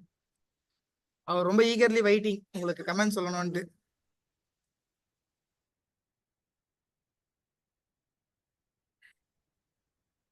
பேசுங்க, அப்படியே பேசுங்க. வணக்கம் மேடம். நீங்க பகவத்கீதை சொன்னது ரொம்ப அதை ஒரு தடவை படிச்ச மாதிரி இருக்கு. ஆனா இது எத்தனாவது ஸ்லோகம்னு தெரியல. நான் இன்னைக்கு காலையில படிச்ச 4வது ஸ்லோகம் படிச்சேன் பகவத்கீதையில. பகவத்கீதையோட டெய்லியும் படிக்கிற ஆளு நான். ஆனால் இது எந்த ஸ்லோகம் வந்தது? அகம் பிரம்மம் அப்படின்னு ஒரு வார்த்தை வரும் பகவத்கீதையில். அகம் பிரம்மம்னு அதுலேருந்து தான் வந்தது. அதில் கடைசியாக பார்த்தீங்கன்னா மன்மதனும் நானே அப்படின்னு சொல்லியிருக்கீங்க. அது இறைவனுடைய ஒரு அவதாரம். எங்கள் ஊரில் நாடகத்தில் மன்மத நாடகம் போடுவாங்க. அதில் அந்த கதை ஃபுல்லாக ஸ்டோரி ஃபுல்லாக வரும். மன்மதனை கடைசியாக எரிக்கிறதுலேருந்து அவர் வந்து அந்த ஸ்டோரி எல்லாமே அதில் வரும். அதை நான் சின்ன வயசுலேருந்து பார்த்துருக்கேன். அதுவும் இந்த பகவத்கீதையிலேருந்து வந்தது அப்படின்றது இப்போ தான் எனக்கு தெரியுது. அகம் பிரம்மன்ற வார்த்தையிலேருந்து வந்திருக்கு. நிறைய படிப்பேன் நான் பகவத்கீதை, ரெகுலராக படிக்கிறதால தெரியுது. மற்றபடி நீங்கள் சொன்ன விஷயம் எல்லாமே நல்லா தான் இருந்தது. ஒரு தடவை ரெஃபர் பண்ண மாதிரி இருந்தது. ரொம்ப நல்லாவே இருந்தது. Thank you ma'am. அவர் நிறைய ப்ரிப்பேர் பண்ணாரு மேம், பயந்துட்டாரு. சரி, ஓகே. இங்க கசுவால இருந்து இங்க எல்லாருமே சொல்லிட்டாங்க. கசுவாய் தாண்டி சிட்டி ஆஃபீஸ் தாண்டி அதர் சென்டர்ஸ்ல இருந்துலாம் ஜாயின் பண்ணியிருக்கீங்க. ஸோ உத்தரமேரூர்ல பியூட்டிஷியன் கோர்ஸ்ல இருக்காங்களா? அவங்க இருக்காங்களா? சார் அவங்க இல்லை சார் இங்கே. Sir ma'am good evening ma'am. Book review வந்து உங்களுக்கு கொடுத்த பாட்டு ரொம்ப பொறுமையா நிதானமா பாயிண்டா ரொம்ப அழகா சொல்லியிருந்தீங்க. அதுல வந்து பாத்தீங்கன்னா தற்பெருமை பத்தி சொல்லியிருந்தீங்க. அந்த விஷயம் ரொம்ப நல்லா இருந்தது. நம்ம என்ன இது பண்ணாலும் அது வந்து நமக்கு அந்த தற்பெருமை அப்படின்ற ஒரு விஷயம் இருக்கக்கூடாது அப்படின்ட்டு. அதே மாதிரி ஸ்டூடெண்ட் ரிலேட்டடாகவும் சொல்லியிருந்தீங்க. நிறைய பேர் எங்க இதுக்குமே அது ரொம்ப யூஸ்ஃபுல்லா இருக்கு. ஏன்னா நிறைய பேர் வந்து நல்லா பண்றவங்களும் இருக்காங்க, டல்லான ஸ்டூடெண்ட்ஸும் இருக்காங்க. அப்ப அவங்களுக்கு ஈக்குவலா கூட்டிட்டு போனோம்னா உன்னாலையும் முடியும் அப்படின்ற ஒரு வார்த்தையை யூஸ் பண்ணோம்னாவே அவங்க ரொம்ப நல்லா பண்றாங்க அப்படின்றது புரிஞ்சுக்கிட்டேன் நானு. அதுதான் நாங்களும் மோட்டிவேட் பண்ணி கூட்டிட்டு போறோம். அந்த விஷயமும் ரொம்ப நல்லா இருந்தது. தேங்க்யூ. Thank you ma'am. இங்க ஒன்ஸ் அகைன் கசுவால இருந்து தேவி பிரியா மேம் அவங்க கமெண்ட் ஷேர் பண்ணிட்டு வந்திருக்காங்க மேம். வணக்கம் மேம். வணக்கம் மேம். வணக்கம். என்னோட கமெண்ட் சொல்றதுக்கு முன்னாடி என்னோட செவிகளுக்கு சிறப்பான விருந்தளித்தவங்களுக்கு மிக்க நன்றி மேம். Okay ma'am. இப்ப நீங்க லாஸ்டா சொன்னீங்க, ஏன் யுதிஷ்டர் கிட்ட சொல்லியிருக்கலாம், பிதாமகர் கிட்ட சொல்லியிருக்கலாம் அப்படின்ட்டு. அந்த வார்த்தைகள் சொல்லும்போது என்னுடைய நாலேஜ் கேட்டின ஒரு விஷயம் என்னன்னா, இந்த உலகத்துல அதர்மிகளால் ஏற்பட்ட நஷ்டத்தை காட்டிலும் தர்மத்தை பத்தி சிந்தனைகள் இருக்கிறவங்க மௌனமா இருக்கிறதுனால ஏற்பட நஷ்டம் தான் அதிகம் அப்படின்னு எனக்கு ஒரு விஷயம் தோணுது. பரம்பொருள் வந்து சொல்றாரு, இந்த ஒரு உலகத்துல இருக்க எல்லாம் பரம்பொருளும் நான் தான், பரபிரம்மன் சொல்றாரு. நீங்க அந்த வரிகள் சொல்லும் போது என் காதுல ஒரு பாட்டு ஒலிச்சுட்டே இருந்தது. காலங்களில் அவள் வசந்தம், மாதங்களில் அவள் மார்கழி, மலர்களில் அவள் மல்லிகை. ரொம்ப அழகா சொல்லியிருந்தீங்க மேம். என்னுடைய பழைய நினைவுகள்லாம் நீங்க மீட்டு கொண்ட மாதிரி இருந்திருந்தது. ரொம்ப நன்றி மேம். Thank you ma'am. தேங்க்யூ. ஒரு ரினைசன்ஸை பண்ணிட்டீங்க மேம். ரொம்ப சூப்பர். ஒரு ரெவல்யூஷன் ரினைசன்ஸ் மாதிரி எல்லாருமே உங்களை புகுந்துட்டாங்க. ஸோ எனக்கு தெரிஞ்சு கடைசி முரளி சாரோடைய கமெண்ட்ஸ் கேட்டுடலாம். அதுக்கு முன்னாடி ஒன்னே ஒண்ணு சார். பிஎஸ்டி மேடம் காணுமா? கேக்குதா சார்? ஜானகிராமன் சார்? கேக்குது மேம். காஞ்சனா மேம் இல்லையா கேக்குறாரு. பிஹெச்டி மேடம் இல்லையான்னு கேட்டேன். எங்க போயிட்டாங்க பிஹெச்டி மேடம்? கனகவல்லி மேம், ரொம்ப நல்லா இருந்துச்சு மேம் உங்களோட ரிவ்யூ. அனைத்தும் நான் அப்படின்ற கான்செப்டும், இந்த தற்பெருமை பத்தி சொன்னது, அதுக்கப்புறம் வந்து எதை கொடுத்தாலும் என்னையும் எந்த டாபிக்லனாலும் நான் பேசுவேன் அப்படின்னு நினைச்சு ஒரு விஷயத்த ஹேண்டில் பண்ற அந்த கான்செப்ட் எல்லாமே நீங்க கவர் பண்ணி கொண்டு வந்தீங்க. ஸோ எதுவுமே மிஸ் பண்ணல. நிறைய விஷயங்கள் வந்து எழுதும் போது அத டெக்ஸ்டா கொண்டு வந்த ஃபார்மேட் எல்லாமே கொஞ்சம் ரிமைண்ட் பண்ண மாதிரி இருந்தது. நீங்க ஷேர் பண்ண எல்லாமே நல்ல எஃபர்ட் போட்டு ப்ரிப்பேர் பண்ணிருக்கீங்க மேம். தேங்க்யூ ஸோ நிறைய மச். எழுதின்னு வந்தேன் மேம். அதெல்லாம் படிக்கல. என்ன மேம்? ஸ்கிரீனை பார்த்தே சொல்லிட்டேன். ஒரு 7 எது பக்கத்துல சொல்றீங்க? எழுதின்னு ஒரு வந்தேன். நிமிஷம் மேம். சொல்லுங்க மேம். ஒரு 7 பேஜஸ் கிட்ட எழுதின்னு வந்தேன். ஆனா ஸ்கிரீனை பார்த்தே சொல்லிட்டேன். வேற எதுவுமே சார் பக்கத்துல இருந்தாலும் கொஞ்சம் நர்வஸா வேற இருந்தேன். வேற எதுவுமே சொல்ல. இதை பாருங்க எவ்வளவு பேஜ் எழுதின்னு வந்திருக்கேன் பாருங்க. Thank you sir. முரளி சார், உங்களோட கமெண்ட் சார். ஒரே நிமிஷம் மேம். இந்த டாபிக் கொடுத்து எனக்கு இந்த புக்கு ரிவ்யூ பண்ண கொடுத்த ஒரு என்ன சொல்றது, ஒரு ஆப்பர்ச்சுனிட்டி கொடுத்த பிஜிவி டீம் மேம் உங்களுக்கும் ஜானகிராமன் சாருக்கும் ரொம்ப பெரிய தேங்க்ஸ் சொல்லிக்கிறேன். Okay thank you.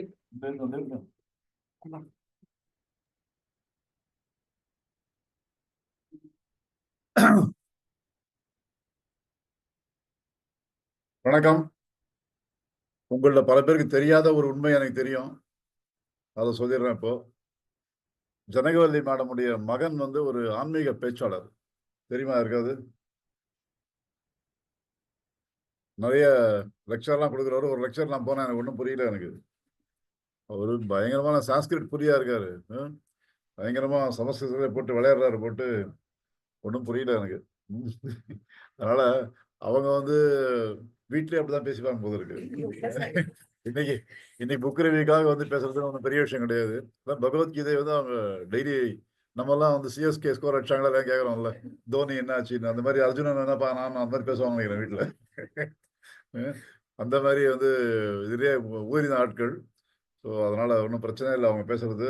அது நான் பக்கத்துல தான் ஏன் நர்வஸ் ஆறீங்கன்னு தெரியல. நீங்க பாட்டுக்கு பேச வேண்டியதான். ஐயோ, ரொம்ப அநியாயம். ரைட். இந்த அத்தியாயம் பார்க்கும்போது இதுல ஒரு பெரிய முரண்பாடு. எவ்வளவு பேர் அதை கேட்ச் பண்ணீங்கன்னு தெரியல. அர்ஜுனனுக்கு சொல்றாரு, தற்பெருமை இருக்கக்கூடாது இல்லையா? நீ வந்து தற்கொலை பண்ணிக்கணும்னு உனக்கு ஐடியா வந்த போது நான் தான் சொன்னேன், தற்கொலைக்கு பதிலா அதுக்கு ஈக்குவலண்டா ஒன்று பண்ணிடு. என்னன்னா, உன்னை பத்தி தற்பெருமையா பேசிக்கோ. நீ போய் நான் எனக்கு நல்லா தெரியும், நான் அப்படி அதை படிச்சிருக்கேன் அதை படிச்சிருக்கேன்னு சொல்லிட்டு போய் நிறைய பெருமையா பேசிக்கோ. அது பேசினாலும் தற்கொலை பண்ண மாதிரி அதுக்கு ஈக்குவலண்ட். நம்ம நிறைய பேர் பார்க்குறோம் இல்லையா? நம்ம ஆல்மோஸ்ட் டெய்லி மீட் பண்றோம், யாராவது தற்கொலை பண்ணிட்டே இருக்காங்க நம்மகிட்ட வந்து. அவங்கள பத்தியே பேசிட்டு இருக்காங்க. நிறைய பேர் என்ன பார்க்க வருவாங்க, சேவாலய விஷயமா பேச வரேன்னு சொல்லிட்டு வந்தாங்கன்னா, சேவாலயா என்ன பண்ணுதுன்னு கேட்கவே மாட்டாங்க. ஒரு மணி நேரம் அவங்கள பத்தி பேசிட்டே இருப்பாங்க. இவங்க எப்போ நிறுத்துவாங்க, எப்போ நான் சேவாலயை பத்தி பேச ஆரம்பிக்கலாம்னு நான் வெயிட் பண்ணிட்டே இருப்பேன். பேசிட்டே இருப்பாங்க, நிறுத்தவே மாட்டாங்க. நான் அப்படி பண்றேன்னு சொல்லிட்டே இருப்பாங்க. கடைசியில் நம்மளுக்கு ஒன்றும் பண்ணாமல் போயிடுவாங்க. அந்த மாதிரி ஆட்கள் நிறைய பார்த்துட்டே இருக்கோம். ஸோ தற்கொலை கேஸ் நம்ம நிறைய சந்திச்சுட்டே இருக்கோம். நம்ம அந்த மாதிரி அட்வைஸ் பண்றாரு அவர் ஒழுங்கா இருக்கணும்ல கிருஷ்ணர். அவர் பார்த்து இந்த அத்தியாயம் ஃபுல்லா எல்லாம் நான் தான், அதான் நானு, இதான் நானுன்னு சொல்லி அவர் மட்டும் தற்பெருமை பேசலாமா? என்ன அநியாயம் இது? யாரும் யோசிக்கலையே அதை பத்தி. அதுதான். இப்போ மாம் ஏக்கம் சரணம் பஜ அப்படின்னு போட்டு காமிச்சாங்க. நீங்க நிறைய பேர் கசுவால இருக்க ஆட்கள் இருக்கீங்க, திண்ணனூர் கோயிலில் போய் பாருங்க. திண்ணனூர் பெருமாள் கோயில் போய் பார்த்தீங்கன்னா கூட அந்த பெருமாளுக்கு இந்த வலது கை அப்படி கீழே அவருடைய காலை காமிச்சிட்டு இருக்கோம்.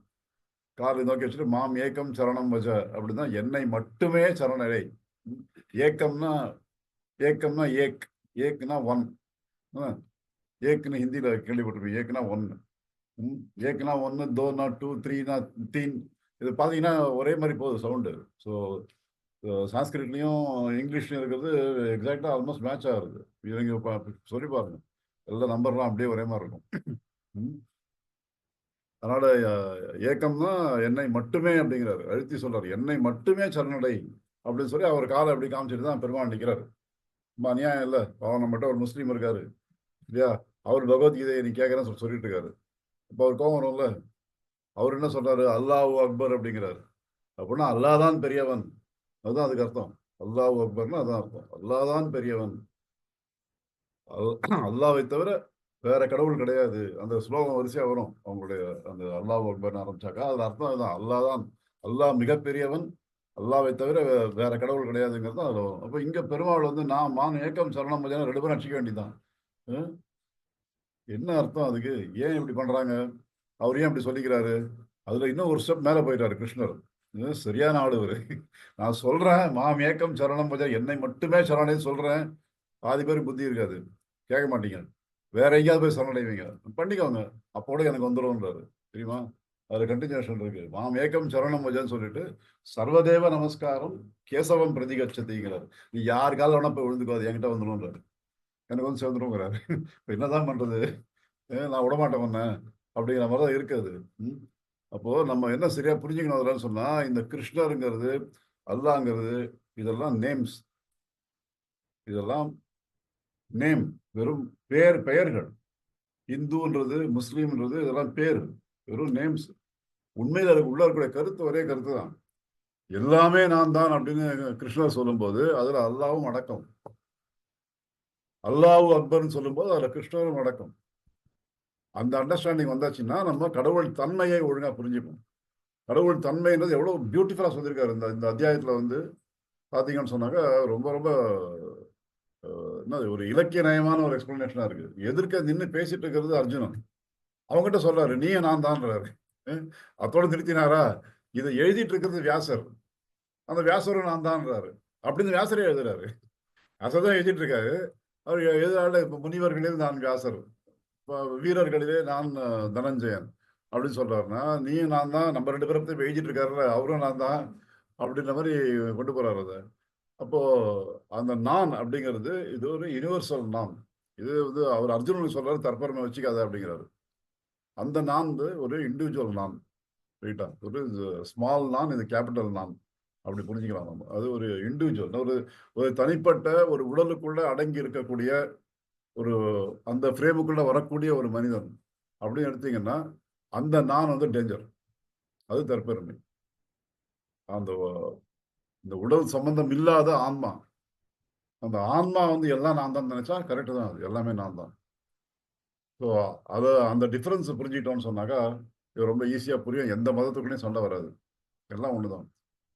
இது ஒரு ஆங்கிள் இருந்து பாக்குறாங்க, அது ஒரு ஆங்கிள் இருந்து பாக்குறாங்க, எல்லாமே ஈக்குவல்ங்கிறது நமக்கு ரொம்ப ரொம்ப சுலபமா புரியக்கூடிய ஒரு அத்தியாயம். அதனாலதான் அவர் சொல்றாரு நல்லதும் நான் தான் கெட்டதும் நான் தான் அப்படிங்கிறாரு. நான் அதுல இன்னொரு லைன் கூட போட்டிருப்பேன்னு நினைக்கிறேன். இந்த அத்தியாயத்தை வேற எங்க ஜெயகாந்தன் ஒரு ஸ்பீச்ல பேசும்போது சொல்லுவார், இந்த அப்பதான் சுனாமிலாம் வந்திருந்தது, சுனாமி அப்பதான் வந்திருந்தது. அதுக்கப்புறம் ஒரு ஸ்பீச் ஜெயகாந்த் ஸ்பீச் அட்டன் பண்ணியிருந்தேன்.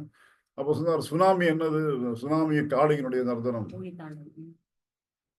அதுவும் கடவுள் தானே. இவ்வளவு கோடி பேர் செத்து போனான்னு சொன்னா கூட அந்த சாவடிச்சதும் கடவுள் வேலைதான், அந்த சுனாமியும் கடவுள் தான். அப்போ எல்லாமே வந்து கடவுள் தான் அப்படின்னும் போது நமக்கு வந்து இந்த விருப்பு வெறுப்பு இருக்காது, அது ஒரு கஷ்டமா யோசிக்க மாட்டோம். எல்லாமே ஒரு காரணத்துக்காக நடக்கிறது, ஒரு கடவுளுடைய ஒரு வேலையாக நடந்து கொண்டிருக்கிறதுங்கிறத நம்ம அண்டர்ஸ்டாண்ட் பண்ணிக்க முடியும்னாக்கா அஃபெக்ட் ஆகாம நம்மளால இருக்க முடியும்.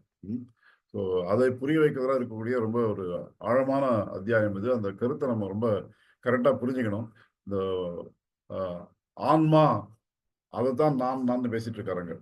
இந்த உடலுக்குள்ள அமர்ந்து கூடிய நீங்க யோசிச்சு பாருங்க, நமக்கு ரொம்ப நம்மளுக்கு எல்லாருக்கும் எக்ஸ்பீரியன்ஸ் ஆயிட்டு இருக்கிற ஒரு விஷயம், நம்ம கண்டுக்கிறதே இல்லை, புரிஞ்சுக்கிறதே இல்லை. ஸோ ரிஷி பார்க்குறோம், இத்தனோண்டு பையனா இருக்கான், ஓடி ஓடி சுற்றி வந்துட்டுருக்கான். நீங்கள் வந்து அப்புறம் ரொம்ப நாள் அவனை பார்க்கல, ஒரு 10 வருஷம் கழிச்சு பார்க்குறீங்க அப்படின்னாங்க, தெரியுமா? அடையாளம் தெரியுமா? அவன் வளர்ந்துருப்பான். அவன் இப்போ 2ஆம் கிளாஸ்னா இப்போ +2 போயிருப்பான். +2 பையனா வந்து நிற்பான், ஒன்றும் தெரியாது. நான் தான் ரிஷினாக்கா, அப்படியா நீயா ரிஷி, ஒன்று வந்து சின்ன பையனா பார்த்தேனே ஒன்று அப்படின்னு சொல்லிட்டு இருப்போம். இன்னொரு 50 வருஷம் கழிச்சு பார்த்தோம்னா தாத்தாவா இருப்பான் இல்லையா?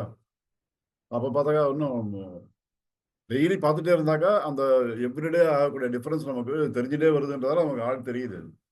நீங்க ரொம்ப ரொம்ப நாள் கழிச்சு ஒருத்தரை பார்க்குறீங்கன்னு சொன்னாக்கா எங்கேயோ பார்த்த மாதிரி இருக்கு அப்படின்னு ஒரு யோசனை தான் வருமே தவிர ஆள் ஃபுல்லா மாறியாச்சு. ஆனா ஏதோ ஒன்று மாறாமே இருந்துட்டு இருக்குல்ல, அதனால தான் அவன் இன்னும் ரிஷி.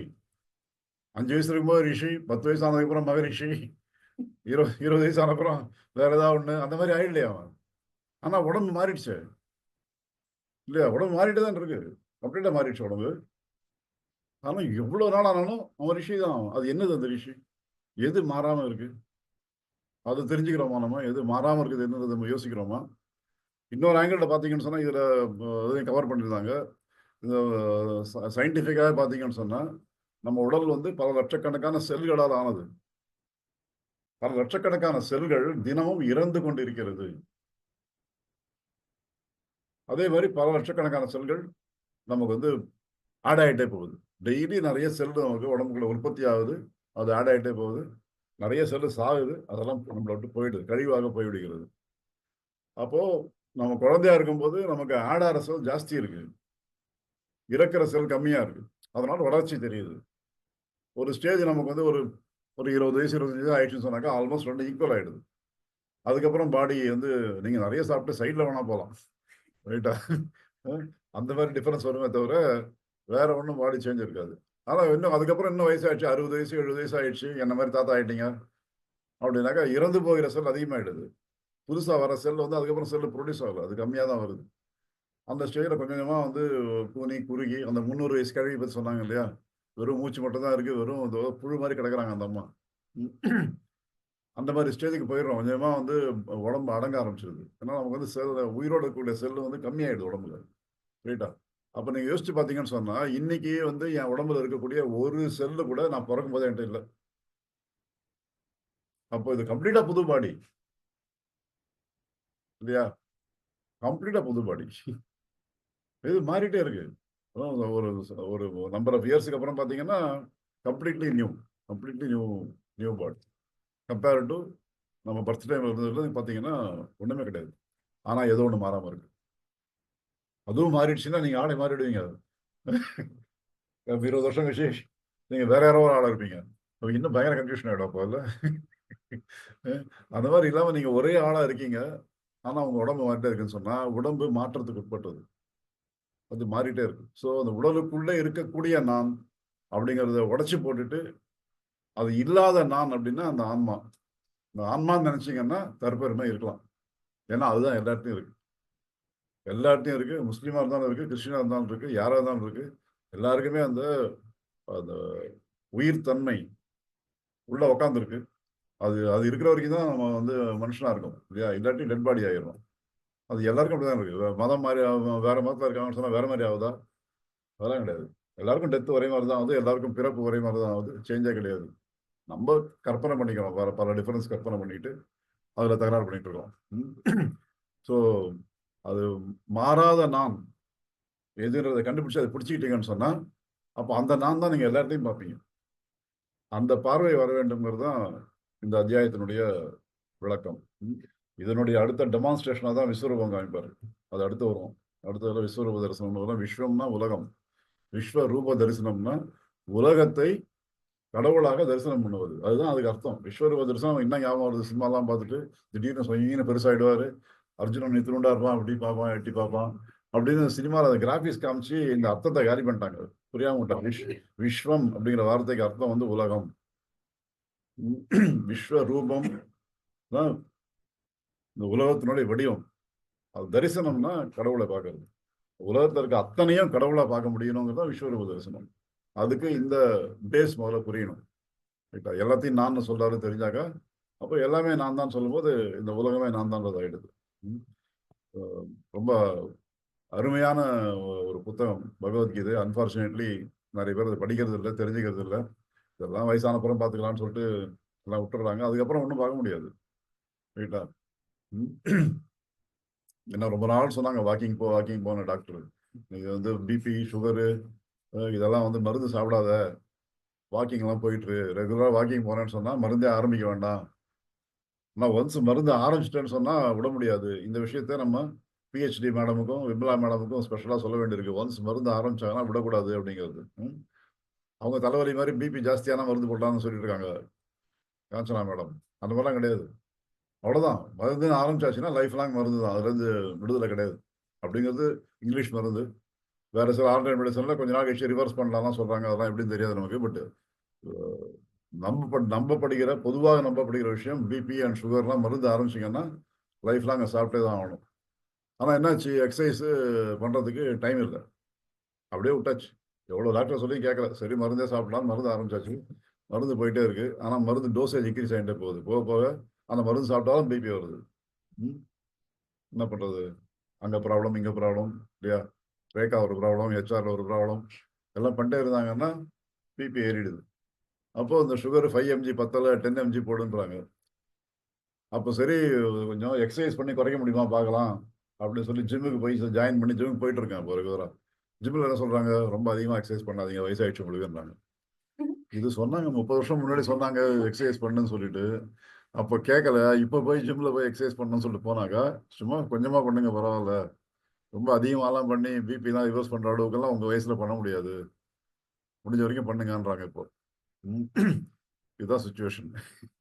அதனால பகவத்கீதையும் வந்து வயசான அப்புறம் படிச்சுக்கலாம்னு சொன்னாக்கா, நம்ம ஓங்காரானந்தா சொல்லியிருக்கேன் முன்னாடி, சுவாமி ஓங்காரானந்தா பகவத்கீதை போனீங்க, கிளாஸுக்கு போனீங்கன்னா அவர் சொல்லுவார், இப்படி கூட்டத்தை பார்த்துட்டு, நான் என்ன பேசுறது, வந்திருக்கவெல்லாம் என்னது என்ன சொல்றீங்க, இந்த வயசுல வந்து உட்காந்துருக்கீங்க, நான் பேசுறது காலையில விழ உங்களுக்கு, இனிமே பகவத்கீதை தெரிஞ்சு என்ன பண்ண போறீங்க நீங்க? இதெல்லாம் ரொம்ப சின்ன வயசுல படிக்க வேண்டியது. நான் எஜுகேஷன் மினிஸ்டரா இருந்தாக்க பகவத்கீதையை நான் சிலபஸ்ல சேர்த்துருவேன். ரைட்டா? அதை படிச்சாங்க, ஸ்கூல்லேயே படிச்சுட்டாங்கன்னு சொன்னாக்கா நிச்சயமா நல்லா புரியும். ரொம்ப நல்ல லைஃப் லீட் பண்ண முடியும். யாரோடையும் சண்டை தகராறு வராது. ரொம்ப ஈஸியாக வந்து எல்லாரையும் ஒன்றா பார்க்கக்கூடிய இந்த பார்வை, இந்த கிருஷ்ணர் சொல்கிற விஷயம் அதுதான். எல்லாம் நான் தான் சொன்னேன், எல்லாம் எல்லாம் ஈக்குவலுங்கிறாரு, எல்லாமே கடவுளுங்கிறாரு, கெட்டதும் கடவுளுங்கிறாரு, நல்லதும் கடவுளுங்கிறாரு. அந்த மாதிரி பார்க்கக்கூடிய ஒரு அருமையான ஒரு பார்வை கிடைக்கும். அதை நிறைய மிஸ் பண்ணிட்டு இருக்கோம். அட்லீஸ்ட் சேவாலயா ஸ்டாஃப் ஓரளவுக்கு இதை கேட்கக்கூடிய பாக்கியம் கிடைச்சிருக்கு உங்களுக்கு, ஜனகவலி மேடம் மூலமாக. தேங்க்யூ, நன்றி.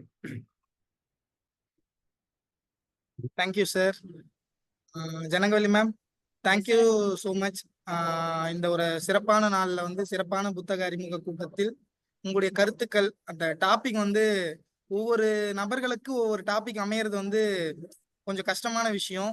இங்க வந்து எல்லாமே நான் தான் அப்படின்னும் போது அதுவும் கரெக்டமா உங்களுக்கு பொருந்திருக்கு, எல்லாமே நீங்க தான் அப்படின்னும் போது நிறைய விஷயங்களை கோஆர்டினேட் பண்றீங்களா, அதே மாதிரி இதுவும் உங்களுக்கு வந்து அந்த மாதிரி அமைஞ்சிருக்கு.